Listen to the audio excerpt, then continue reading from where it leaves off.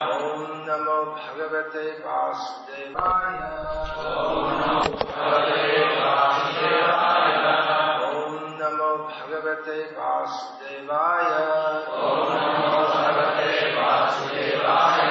Om Namo Bhagavate Vasudevaya.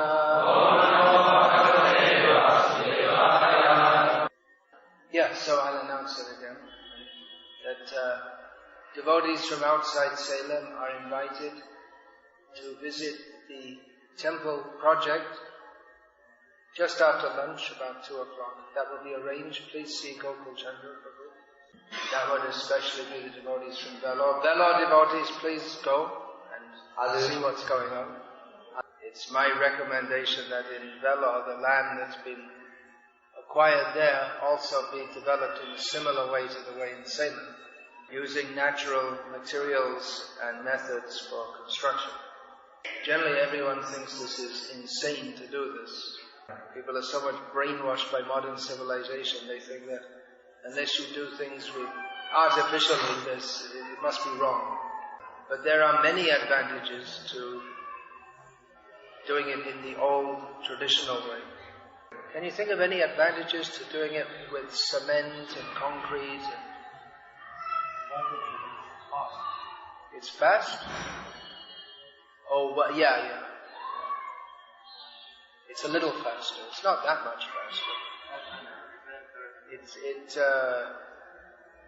The only advantage we can think of with the concrete construction is that the construction can go somewhat faster. Anyway, it's very difficult to convince people about this. So,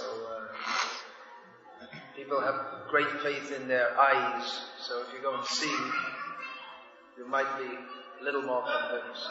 And then see that devotees are already living in an ashram built in that way, which looks aesthetic. Of course, I think in modern age people have no idea of aestheticism. For them, the most ugly place looks to them the most beautiful. Recently in America, I was walking past some big government building, and I wondered, why do they have a big pile of garbage outside it? It looks really strange. Then I walked up a little further, and you could see over the entrance of the building it said, Museum of Modern Art. The garbage pile was supposed to be a piece of modern art. Unfortunately, our devotees are also completely brainwashed by this modern civilization. So we're trying to work on your disease in various ways. Comes the time of death and the Vishnu Dutas come to take you to Vaikuntha, and you say, well, I'm not going unless there's internet there. Internet, air conditioning, I have to have my pet dog, then I'll consider going. Yeah, modern life is insane. I'm just repeating that just so you can consider it. As Bhakti Vidyapurna Maharaj is quoted as saying, that real civilized life begins in the morning. You pick up a lota, you walk out to the forest, and you pass, and then you wash the lota at the stream, and you bathe in the stream. This is civilized life. That's the first thing in the day. Modern life means you sleep up till 9 o'clock in the morning and then start your day with a cup of coffee. One thing I saw, I think we all saw here, that is evidence of the wrongness of the modern feminism. We could see before our eyes this morning. This idea that women, they should have jobs and careers. Did you see there was this young girl, she's maybe 9 years old. She was taking around this Harish and Pushpanjali's daughter. You saw that little baby dressed in Manipuri skirt, her mother's Manipur. Just completely natural tendency. It's so strange that in the modern world you have to tell girls that actually the way they're psychologically arranged, Brahma has arranged them, so that they should have children and be mothers. But in natural tendency, no one taught this girl that she should look after the little baby. There were natural tendencies. But in the school, they'll teach her that you should be an airline pilot, you should be a firefighter, you should go and fight in a war, become the Prime Minister, or more realistically for most of them, they end up in some office or factory. I received an email via internet. The example is there, we use the axe shaft. You have to place a wooden handle on it so you can cut down the tree. So you take wood to chop the wood. So we use all these modern facilities, but our aim is to establish a sane society. Fight fire with fire. That's the same. If someone attacks you with guns, like bombs and guns, and then what will you do with your kung fu? You have to reply with guns and bombs. So we use these facilities, but our aim is not to perpetuate them. So anyway, I got an email from a devotee in America, Grhasthas devotee, who I like very much, because even though living in America, he and his wife are fully committed to living in Krishna consciousness. They have several children, 5 or 6. They're still fairly young. And he himself, being quite well versed in Sanskrit, has trained his elder son, who's about 8 years old now. So his son's also learning Sanskrit, knows so many verses like this. So he wrote to me about his frustration in dealing with materialistic people. Because he works among materialistic people. And he expressed in his mail that he feels frustrated seeing people who are materially much less intelligent than him, having all kinds of facilities which he doesn't have, despite his good intentions and his hard work. He finds it difficult to maintain his family. Actually, that's the case for most people in America who have families. Those that bother to have families, they're mostly struggling financially to maintain them. Not only in America, all over the Western world. They say India is a poor country, but in most of the world, people are just struggling to get by. Anyway, he was expressing that he was afraid maybe he's becoming bitter and hard, and he related that his father had become so disgusted with people in general that he'd just become a hermit. Hermit? Living in a... No, it means withdrawn. In this context, it means withdrawn from the world. I mean, he didn't mix with people. I don't know if he actually went and lived alone, but he withdrew from mixing, from intercourse, social intercourse. So I thought of the example of Bhakti Thakur and our own Srila Prabhupada. That in their family life, although they were both living among non-devotees and working, they both had occupations that brought them into contact with a lot of people. Bhaktivinoda Thakur as a magistrate and Srila Prabhupada as a businessman. And although they were very staunch in their Krishna consciousness, but people who met them at that time, they were impressed at what genial people they were. And again I thought there are not many Grhasthas like that who are able to mix with others in a genial way, and at the same time maintain their Krishna consciousness very strongly. Of course, Bhaktivinoda Thakur also had enemies. There were people who were envious of his success in his career, and being a magistrate, you can imagine that there were, many people wouldn't like the judgments he made, so there are many people who disliked him. People who are accustomed to buying their justice, in other words, bribing, they were not able to do that with Bhaktivinoda Thakur, so they resented that. And Srila Prabhupada, he had business enemies who did all kinds of nasty tricks on him. And maybe business means business. It's all fair in love and war. So, maybe Prabhupada did similar things. We don't know. But in general, people who knew them at that time, they were impressed by the warmth of their personality. However, practically we see that most of our Grhasthas who live mixed up with materialistic people, they become influenced by them. And they compromise their Krishna consciousness. Their whole attitude to life is influenced by the people around them. Sangat sanjayate kamaha. According to our association, our desires are formed. Just like I was saying, most of our devotees, even if they read Prabhupada's books, which condemns the modern lifestyle based on sense gratification, they don't believe it.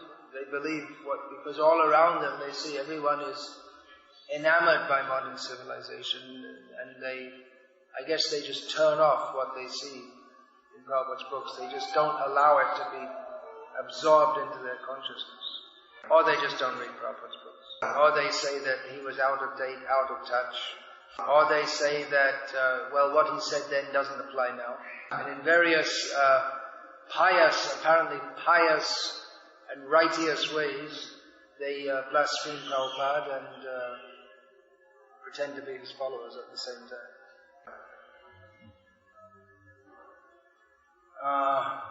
So we're talking about, people, our Grhasthas are mostly influenced by the world around them, and adversely influenced because the world around them is the world of birth and death, of forgetfulness of Krishna. So another response for householders living in such a situation is that of the devotee who wrote to me, to become cold toward, dismissive toward materialistic people or the people all around us. He wrote about how maybe I should try to develop compassion. But it's difficult to develop compassion unless you see yourself as distinctly different from others. If we identify with others, then we can't feel compassion for them.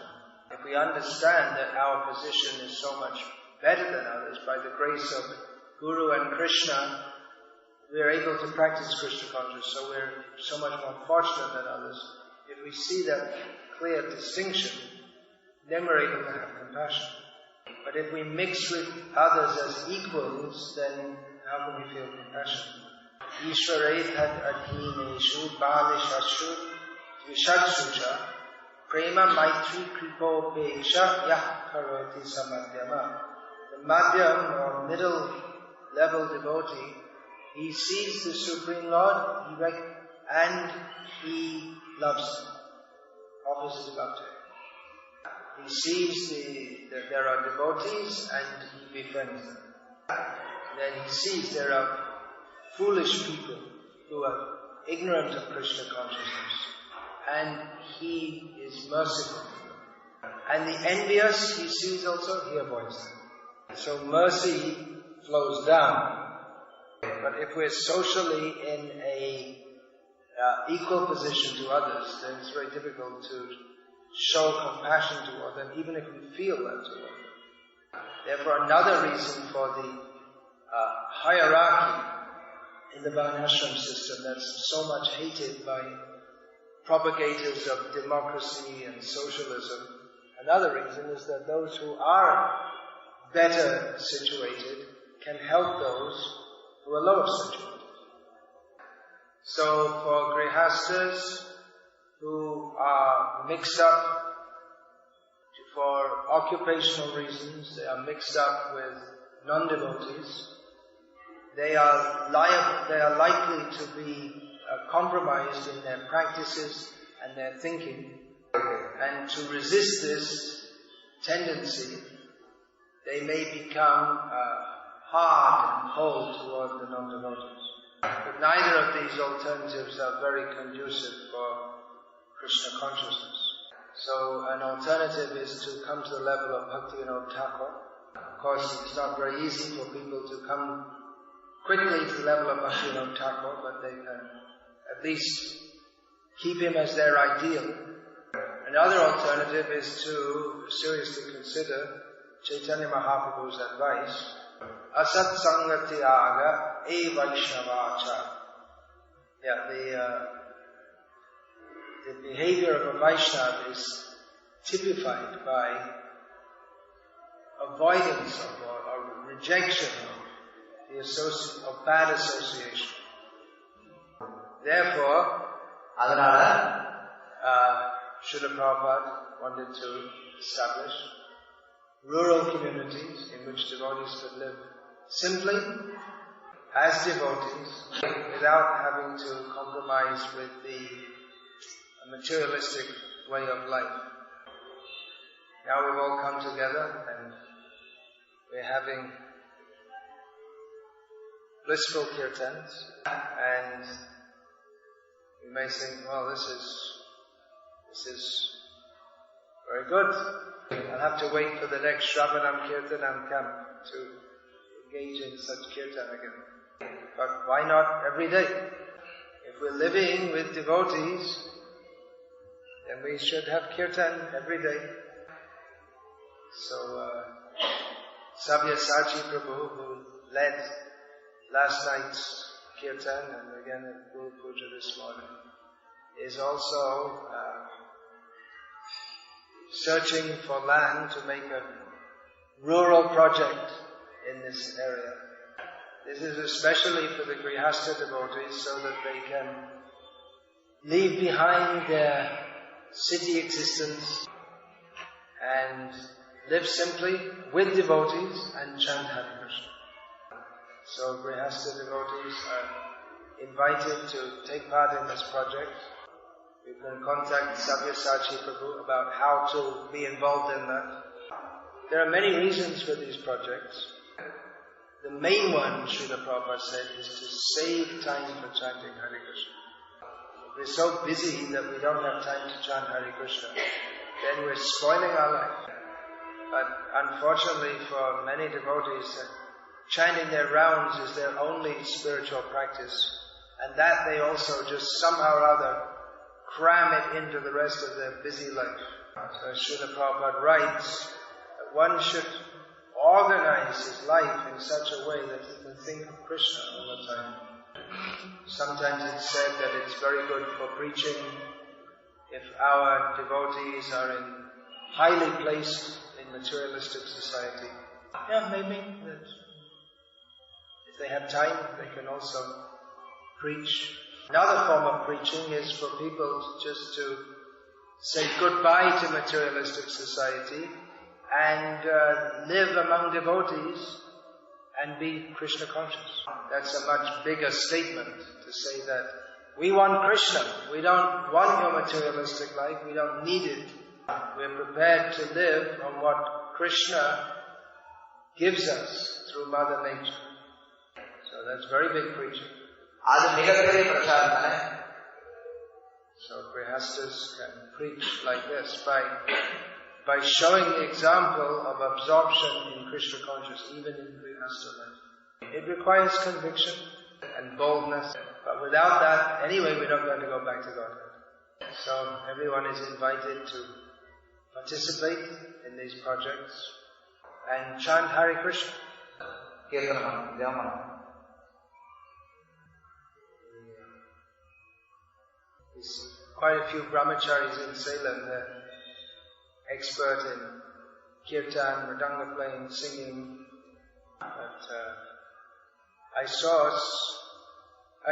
first went to Bangladesh in 1979, and I could go in any village and find plenty of people, starting from young boys about the age of 8, who were more expert in mridanga than anyone I'd seen in the whole of ISKCON previously. Now many devotees all over the world have become more expert in kirtan techniques. But still most of them only know like one or two beats. Still most of them they don't, at least outside of India, they don't know this lofa, 1-2 beat. But I saw and heard in Bangladesh that so many experts in Mridanga, Kirtan, singing, they may know dozens of beats. There were no brahmacharis in the whole country. These were all Grhasthas. Oh, actually there was one. There was Vivekananda brahmachari. He was the only Hindu preacher in the whole of Bangladesh before we went there. So his response to the competition was to elevate himself to the status of an avatar. He became an avatar. After we came there, he became an avatar. And then after that we didn't hear anything about him. He merged into the air or something. Anyway, my point is that this culture is not just, this kirtan culture is not just meant for brahmacharis, it's meant for everyone. People had time to perform kirtan. In fact, that's what they did. Even when evening comes, the women, they blow the conch and do their ulu ulu and go around with the dhuna. Smoke, you have the coconut.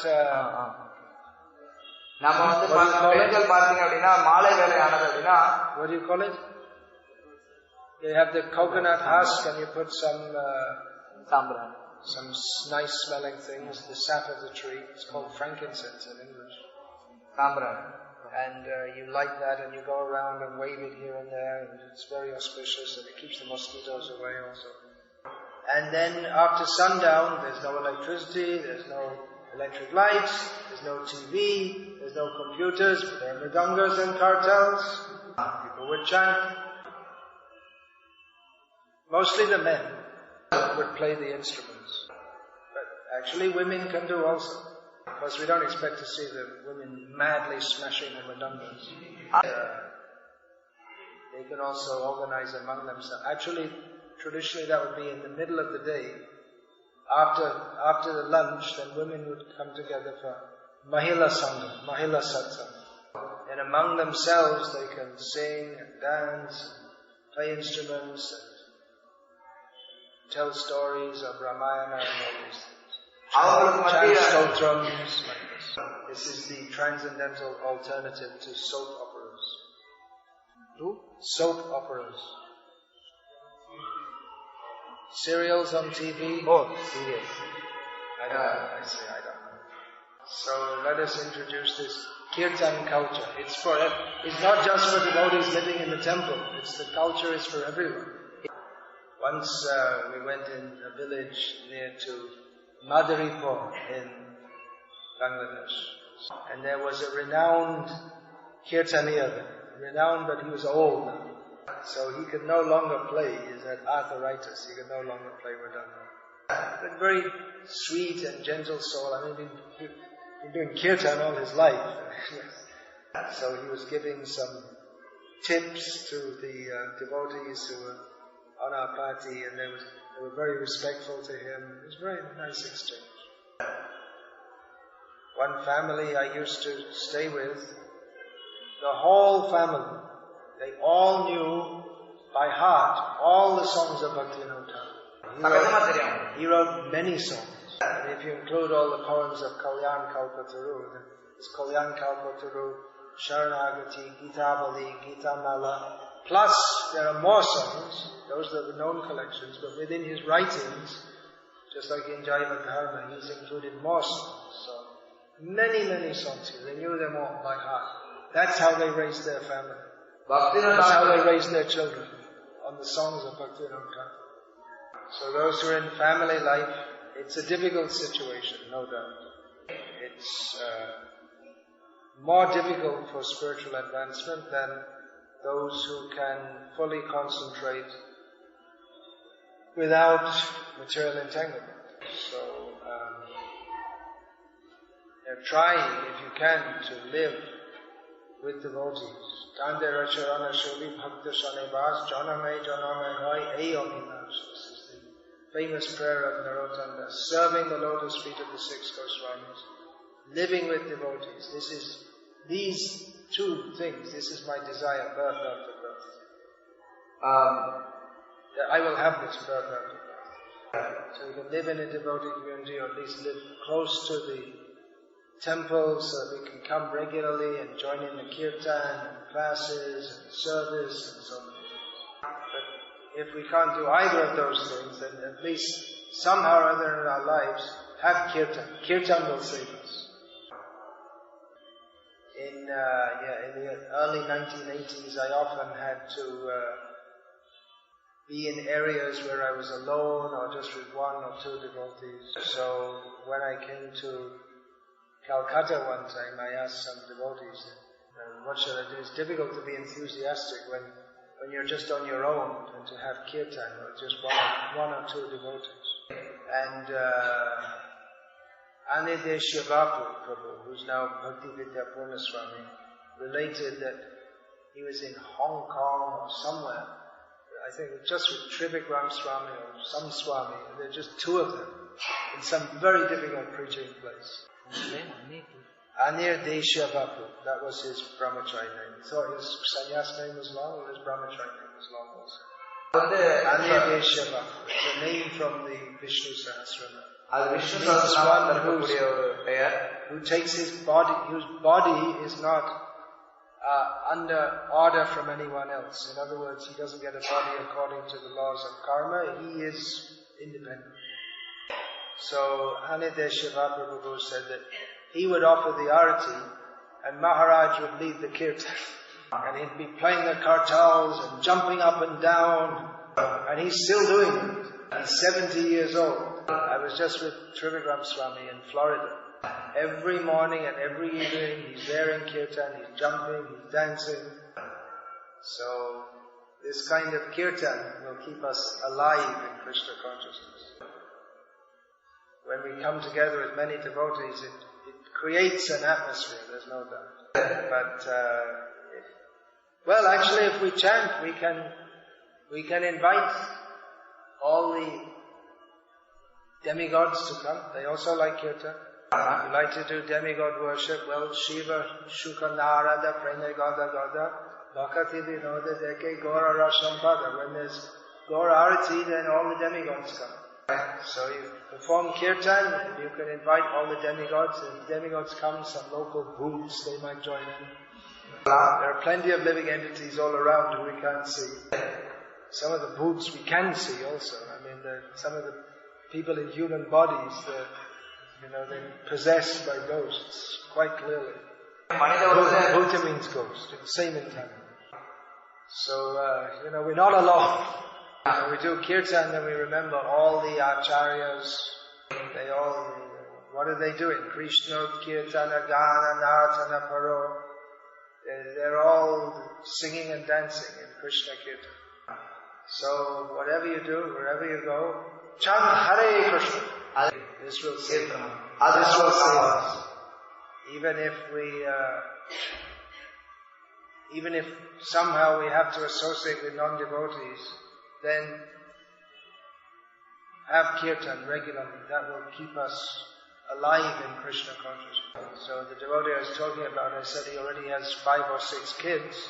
So with him and his wife, they already have a good kirtan team. So kirtan will save us. Hare Krishna, Krishna Krishna, Hare Hare, Hare Rama, Hare Hare. So we'll have plenty of kirtan.